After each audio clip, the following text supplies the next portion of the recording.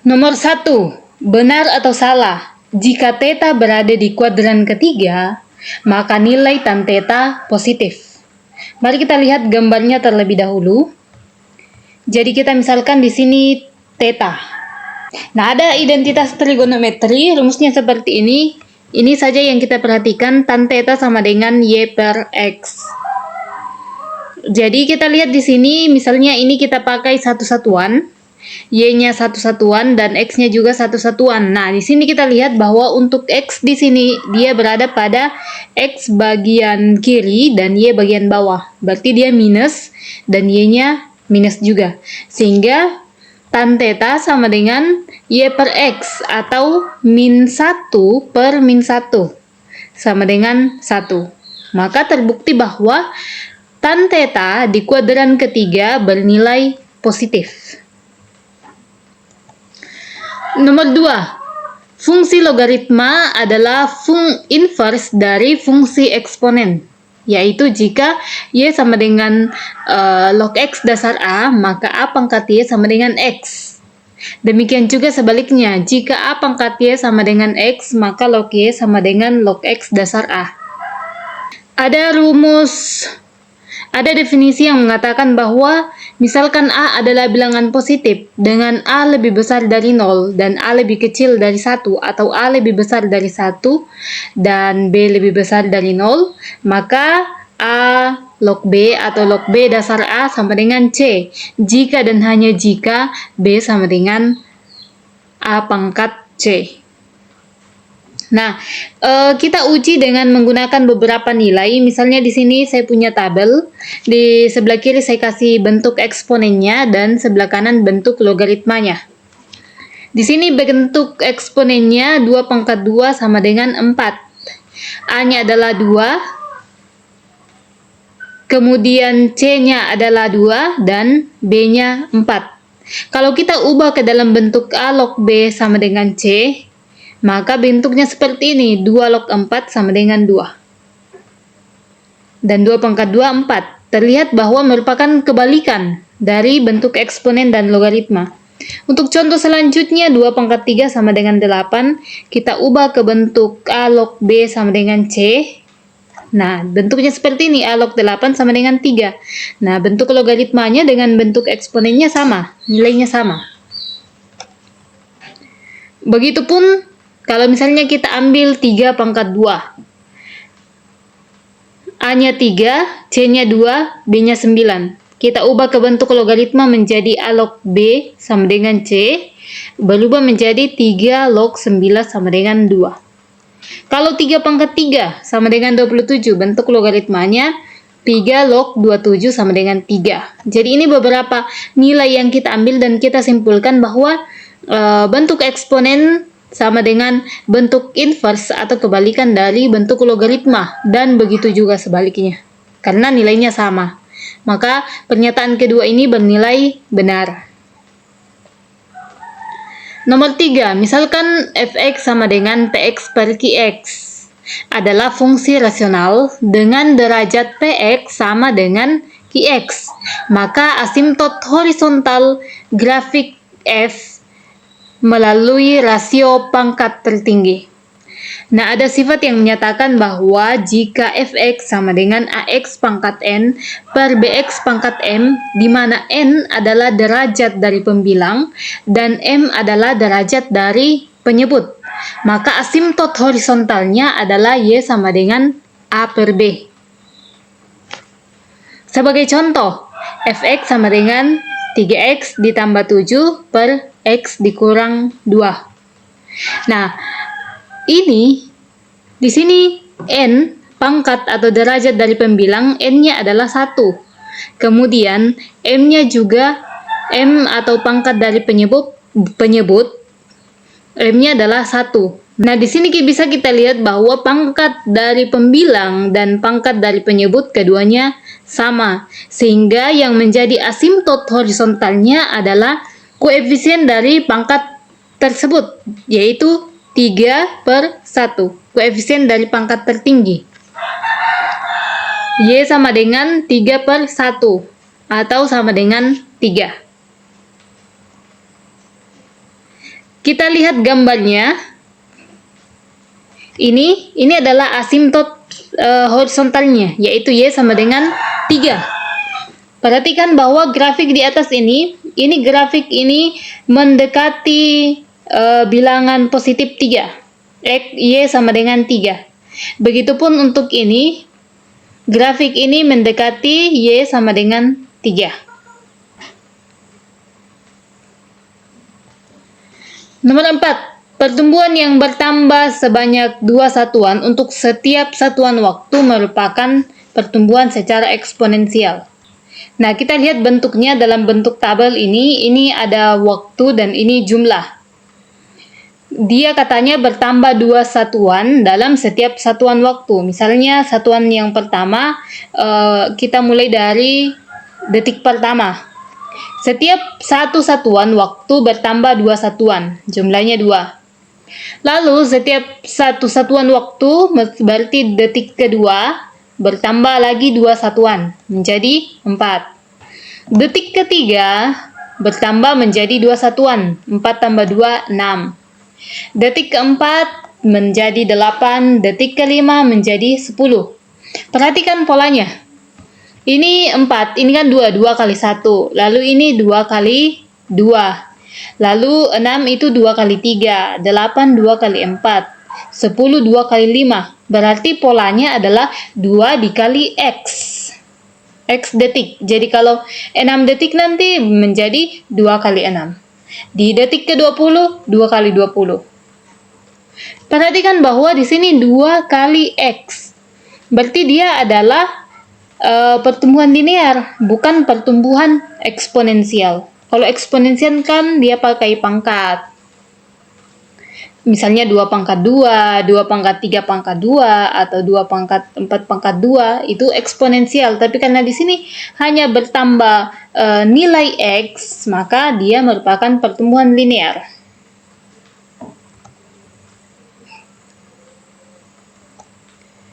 Nomor 5. Grafik Y sama dengan 3/2 cos pi per 4X. Nah, amplitudenya berapa dan periodenya berapa? Jadi, persamaan kita ubah dulu bentuk persamaannya. Y sama dengan A cos BX. A ini adalah amplitudenya dan B itu adalah periodenya. Y sama dengan A cos BX, A-nya sama dengan 3/2, kemudian cos B, B-nya adalah pi per 4. Kita cari amplitudonya. Amplitudonya adalah A. Sehingga langsung saja kita tulis A adalah 3/2. Jadi amplitudonya adalah 3/2. Lalu untuk periodenya, cara menentukan periode adalah 2pi per mutlak B. Nah, mutlak B ini adalah pi per 4. Jadi kita ganti mutlak B sama dengan pi per 4. Karena dia mutlak, dia positif, jadi tetap nilainya pi per 4. Nah, ini kita selesaikan, kita dapat 8 pi per pi.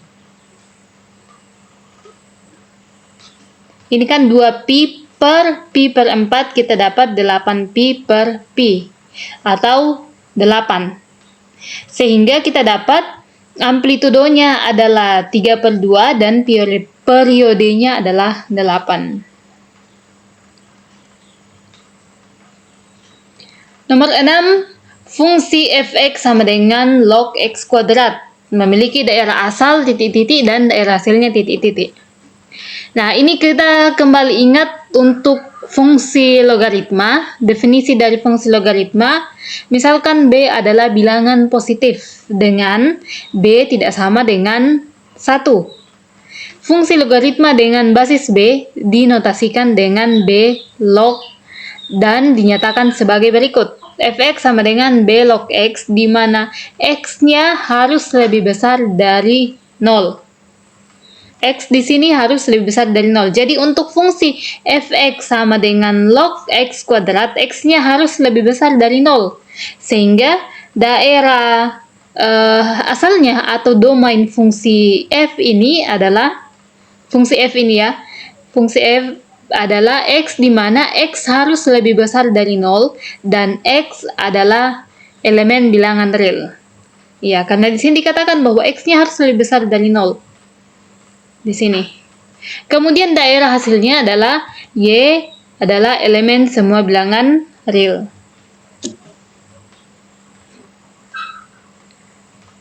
Nomor 7. Diketahui fungsi fx sama dengan akar pangkat n dari gx, dengan n adalah bilangan bulat genap lebih dari 1. Maka, daerah asal fungsi f mencakup semua nilai pada daerah asal gx yang menyebabkan ini. Ingat kemarin bahwa ada dua kategori untuk fx sama dengan akar pangkat n dari gx, di mana n-nya genap dan n-nya ganjil. Nah, di soal dikatakan bahwa n adalah bilangan bulat genap. Berarti kita fokus di sini.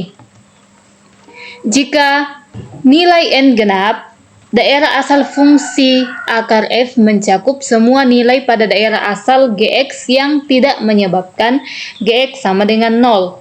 Ini hampir sama pernyataannya. Kalau di sini, daerah asal fungsi f mencakup semua nilai pada daerah asal gx yang menyebabkan. Ini ada kata tidak menyebabkan dan yang menyebabkan. Kalau di sini lebih kecil dari 0, berarti kita cari lawannya gx lebih besar atau sama dengan 0. Nomor 8, berikan contoh fungsi piecewise. Contoh fungsi piecewise adalah fungsi yang didefinisikan dengan beberapa formula pada beberapa daerah asal. Nah, ini contoh fungsi piecewise. Ada 10x, di mana x lebih besar atau sama dengan 0, dan x lebih kecil atau sama dengan 3. Ini formula yang pertama. Formula yang kedua, 20x dikurang 30, di mana x-nya dimulai dari 3, dan lebih kecil atau sama dengan 5. Begitu seterusnya. Ada 4 formula di sini untuk contoh fungsi piecewise.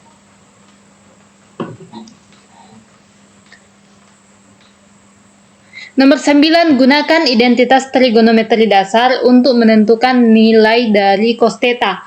Jika tan theta sama dengan min 1 dan theta lebih besar dari 3pi per 2 dan lebih kecil dari 2pi. Nah, mari kita lihat letak theta ini. Dikatakan di soal bahwa theta berada di theta ini lebih besar dari 3pi per 2 dan lebih kecil dari 2pi. Pi adalah 180. 3 kali 180 dibagi 2, 270. Berarti ini bisa kita ubah menjadi seperti ini. Theta lebih besar dari 270 dan lebih kecil dari 360. Berarti tan theta ini berada di kuadran keempat. Nah, tan theta sama dengan min 1. Berarti tan theta sama dengan min 1 itu sama dengan tan theta sama dengan min 45. Nah, min 45 di sini adalah sudut yang searah jarum jam. Berarti dia di kuadran keempat. Nah, tan min 45 ini sama dengan 360 dikurang 315. Sehingga theta yang dimaksud di sini adalah sudut 315. Nah, mari kita lihat cos theta atau cos 315. Cos 315 adalah 360 dikurang 45, atau cos theta adalah cos 45. Cos 45 untuk theta itu, cos theta adalah 1/2 akar 2. Nomor 10. Tentukan daerah asal dari fungsi fx sama dengan x kuadrat dikurang 4. Daerah asal fx mencakup semua nilai pada daerah asal yang tidak menyebabkan gx lebih kecil dari 0. Atau kita cari x kuadrat dikurang 4 harus lebih besar atau sama dengan 0. Nah, kita cari pembuat nolnya. X kuadrat dikurang 4 ini kita faktorkan menjadi x dikurang 2 dikali x ditambah 2. Atau x sama dengan 2 dan x sama dengan min 2. Nah, ini kita buktikan. Letaknya di mana? Ini dari min 2, kemudian di sini 2. Kita akan buktikan, kita ambil di sini nilai 0. 0 kita substitusi ke sini. 0 kuadrat, yaitu 0, dikurang 4, min 4. Berarti nilai di antara min 2 dan 2 ini minus. Berarti bukan di sini nilainya. Kita ambil di sini min 3. Min 3 kuadrat, itu 9, dikurang 4, 5. Berarti dia positif. Dia lebih besar dari 0. Lalu, 2, kita ambil 3. Ya, lebih besar dari 2. 3 kuadrat, 9, dikurang 4, 5 juga. Berarti daerah asalnya adalah ini. Sepanjang X yang lebih besar dari 2 dan X yang lebih kecil dari min 2. Nah, karena di sini sama dengan, berarti kita gunakan selang tertutup. Nah, oleh karena itu, daerah asal fungsi f adalah x di mana x lebih besar atau sama dengan 2, dan x lebih kecil atau sama dengan min 2, dan x adalah elemen bilangan real.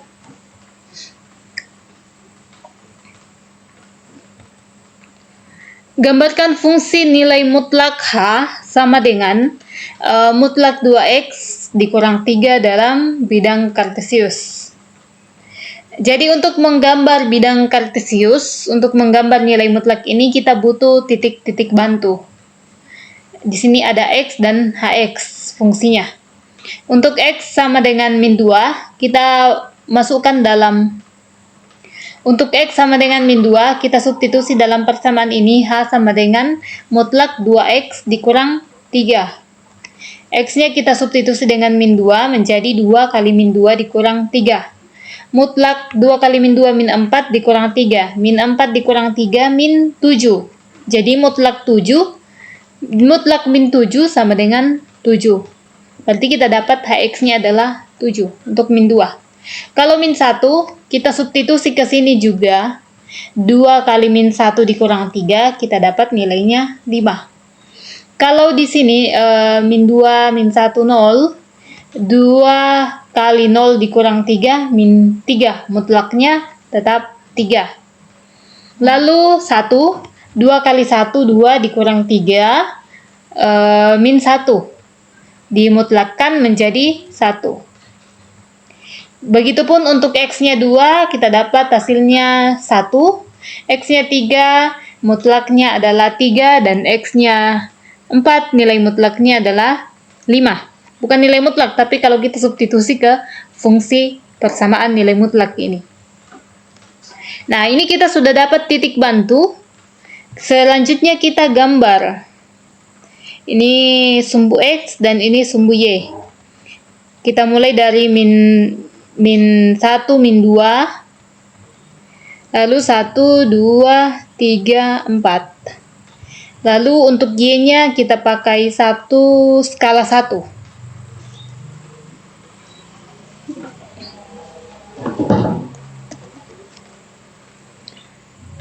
Selanjutnya kita hubungkan antara setiap titik. Untuk x-nya sama dengan min 2. Berarti y-nya adalah 7. Maka titiknya di sini. Untuk x-nya sama dengan min 1, x min 1, kita hubungkan dengan y sama dengan 5. Ini, maka titiknya di sini. Untuk x-nya sama dengan 0, di sini x sama dengan 0, y-nya 3. Titiknya di sini. Lalu untuk x-nya sama dengan 1, y-nya 1, berarti titiknya di sini. Untuk x sama dengan 2, y-nya 1, titiknya juga di sini. Lalu untuk x3, y-nya 3, berarti di sini. X-nya 4, y-nya 5, di sini. Maka bentuk grafiknya seperti ini. Anggaplah ini lurus. Jadi anggaplah garis ini lurus ya. Oke. Jadi bentuk grafiknya seperti ini pada bidang kartesius. Untuk fungsi H sama dengan mutlak 2x dikurang 3. Nomor 2. Nomor 12, kincir-ria. Sebuah kincir-ria memiliki diameter 30 meter dan memerlukan waktu 12 menit untuk menempuh satu putaran penuh. Kincir-ria tersebut berputar berlawanan arah jarum jam. Jika seorang mula-mula berada di puncak kincir-ria, carilah fungsi Y sama dengan A cos BX yang memodelkan ketinggian orang tersebut relatif terhadap pusat kincir-ria setiap menitnya. Untuk kalian ketahui bahwa ini adalah sebuah fungsi, misalnya ini gambar fungsi, tapi saya menggunakan fungsi sin, di mana di sini satu periode. Di sini kita akan lihat yang mana amplitudo dan yang mana periodenya. Nah, amplitudo itu adalah ketika dia sudah mencapai titik maksimum, dari 0 sampai titik maksimumnya. Jadi itu satu periode, berarti sama dengan jari-jari dalam sebuah lingkaran. Bukan satu periode, tapi satu amplitudo yang merupakan yang sama dengan jari-jari dari sebuah lingkaran, atau dari garis ini ke lembahnya, titik minimumnya. Itu satu amplitudo. Kalau satu periode dari ketika dia bisa membuat satu gunung dan satu lembah. Ini satu gunung, lalu satu lembah yang dari sini sampai di sini. Itu namanya satu periode, satu gunung, satu lembah. Jadi dari sini sampai di sini, dari sini sampai di sini itu namanya satu periode. Ini disebut satu periode. Jadi satu periode dalam lingkaran itu sama dengan satu lingkaran penuh. Nah, kita kembali ke soal. Dikatakan bahwa kincir ini memiliki diameter 30. Berarti bentuknya seperti ini. Dari ujung di sini sampai ujung di sini itu 30 meter. Nah, amplitudonya yang saya katakan tadi bahwa amplitudonya itu adalah jari-jari dari lingkaran. Berarti dari sini sampai di titik tengahnya. Itu mencari amplitudonya gampang saja. Amplitudo sama dengan diameternya dibagi 2. Kita dapat diameter sama dengan 15. Atau amplitudonya, bukan diameter, jari-jarinya adalah 15. Atau amplitudonya adalah 15. Nah, ini kita sudah dapat nilai A. Dari sebuah fungsi ini, Y sama dengan A cos BX. Kita dapat A. Selanjutnya kita cari nilai B-nya. Untuk menentukan fungsi ini ya. Nilai B, ini dikatakan bahwa dia memerlukan 12 menit untuk menempuh satu putaran penuh. Berarti periodenya adalah 12. Nah, rumus dari periode sendiri adalah 360 dibagi mutlak B. Nah, B ini yang mau kita cari. Sehingga 12 sama dengan 360 dibagi mutlak B. Mutlak B, 12 dikali mutlak B sama dengan 360. Ini kita ubah 12B sama dengan 360, kita ubah menjadi B sama dengan 360 dibagi 12. Atau bisa kita ubah menjadi 2pi per 12. 2pi per 12 itu sama dengan pi per 6. Sehingga kita dapat ini, B-nya kita sudah dapat B pi per 6. Sehingga model fungsinya seperti ini. Y sama dengan A cos BX. Atau Y sama dengan A-nya tadi 15. 15 cos B-nya pi per 6X. Sehingga berbentuklah A cos BX. Nomor 13. Segelas kopi yang suhunya 100 derajat Celcius diletakkan pada sebuah ruangan yang suhunya 25 derajat Celcius. Waktu yang diperlukan agar suhu kopi tersebut menjadi T derajat Celcius dapat ditentukan dengan rumus berikut. Ini rumusnya. T sama dengan 20 log 75 per T dikurang 25. Berapa lama waktu yang diperlukan agar suhu kopi tersebut menjadi 60 derajat Celcius? Jadi T adalah 20, rumusnya tadi T sama dengan 20 log 75 per T dikurang 25. Kemudian T-nya di sini adalah suhu. Jadi kita ubah menjadi 20 log 75 per suhu yang diinginkan adalah 60 derajat Celcius dikurang 25. 20 log 75, 60 dikurang 25 adalah 35. Jadi log 75 per 35. Nah, 75 per 35 kita sederhanakan menjadi 15 per 7. 20 log 15 per 7 kita gunakan kalkulator, maka kita dapat nilai T-nya adalah 6,62 menit. Jadi waktu yang kita butuhkan sehingga kopinya menjadi 60 derajat Celcius adalah 6,62 menit. Nomor 14, Nyoman pergi ke pantai sejauh 50 km. Dia menempuh setengah perjalanan dengan kecepatan tertentu. Setengah kecepatan selanjutnya, Nyoman melakukan perjalanan dengan kecepatan 15 km per jam lebih lambat. Nah, jika X mewakili kecepatan dalam kilometer per jam dan fungsi W menyatakan waktu perjalanan tersebut, tentukan model matematika untuk waktu yang dibutuhkan Nyoman untuk menempuh perjalanan pertama. Jadi ini misalnya dari sini nih Nyoman dari rumahnya ke pantai yang jaraknya ada 50 km. Lalu di tengah perjalanan dia mengubah kecepatan mobilnya. Jadi bentuknya seperti ini. Awalnya dari rumah sampai di pertengahan jalan dengan dia sudah tempuh jarak 25 km dengan kecepatan tertentu. Nah, setelah di tengah perjalanan ini, pertengahan 25 km selanjutnya, dia menggunakan kecepatan 15 km yang lebih lambat dari kecepatan sebelumnya. Nah, model matematika untuk perjalanan pertama, ingat bahwa kecepatan itu sama dengan jarak per waktu atau V sama dengan S per T.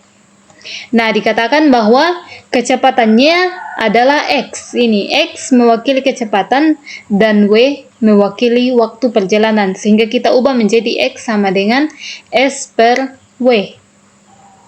Nah, yang pertama, model matematika yang digunakan untuk menempuh perjalanan pertama. W sama dengan 25 per X. Jadi untuk menentukan waktu yang ditempuh, waktu yang dibutuhkan itu sama dengan jarak per kecepatan, atau W sama dengan jarak yang ditempuh. Ini kan pertengahan jalan 25 km, 25 per X. Lalu untuk B-nya, model matematika waktu yang dibutuhkan Nyoman untuk menyelesaikan setengah perjalanan selanjutnya. Artinya dari 25 setengah selanjutnya yaitu 15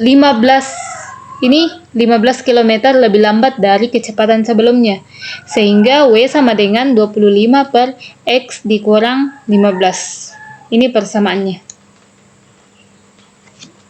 Nomor 15. Eng adalah pelari 100 meter. Dia mengikuti lomba dalam rangka peringatan Hari Kemerdekaan Republik Indonesia. Dia berlari pada sebuah lintasan 100 meter di desanya. Untuk keperluan dokumentasi, seorang fotografer berdiri di samping tepat tengah lintasan.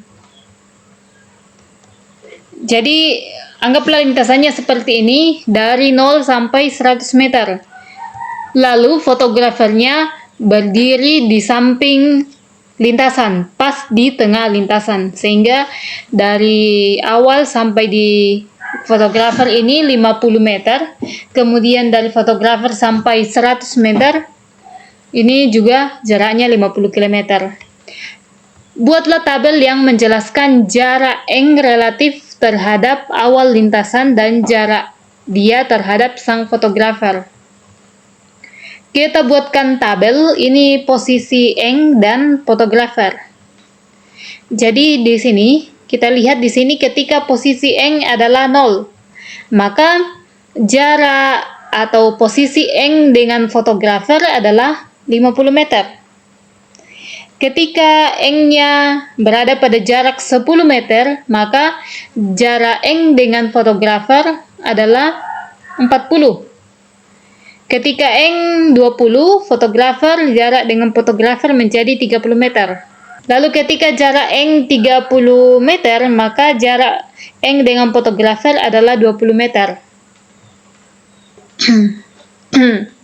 Ketika jarak Eng 40 meter, maka jarak dia dengan fotografer adalah 10 meter.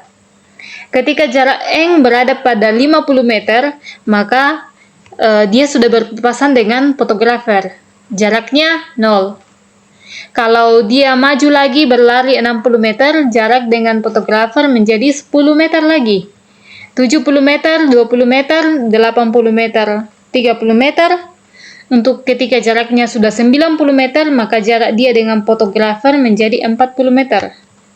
Kalau dia sudah mencapai finish 100 meter, maka jarak dia dengan fotografer adalah 50 meter.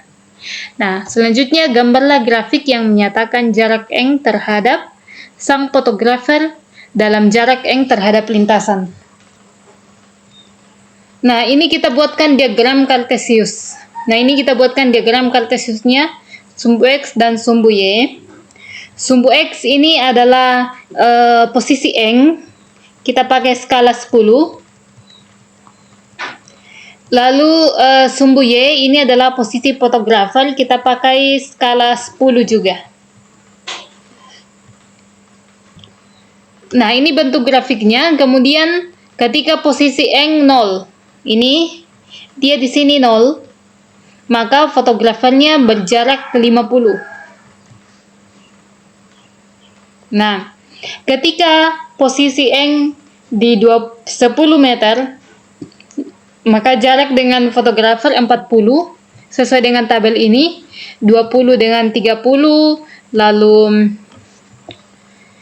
30 dengan 20, 40 dengan 10, 50 dengan 1, 60 dengan 10, 70 dengan 20, 80, 30, 90, 40, dan 100, jaraknya 50. Nah, ini bentuk gambarnya. Kita gambar seperti ini, bentuk gambarnya. Anggaplah garisnya lurus ya. Jadi bentuk gambar grafik dari jarak Eng terhadap fotografer bentuknya seperti ini. Kemudian bagian C, tuliskan fungsi yang menyatakan jarak Eng terhadap sang fotografer dalam jarak Eng terhadap lintasan. Nah, ini fungsinya seperti ini, mutlak 50 dikurang X, di mana X lebih besar atau sama dengan 0 dan X lebih kecil atau sama dengan 100.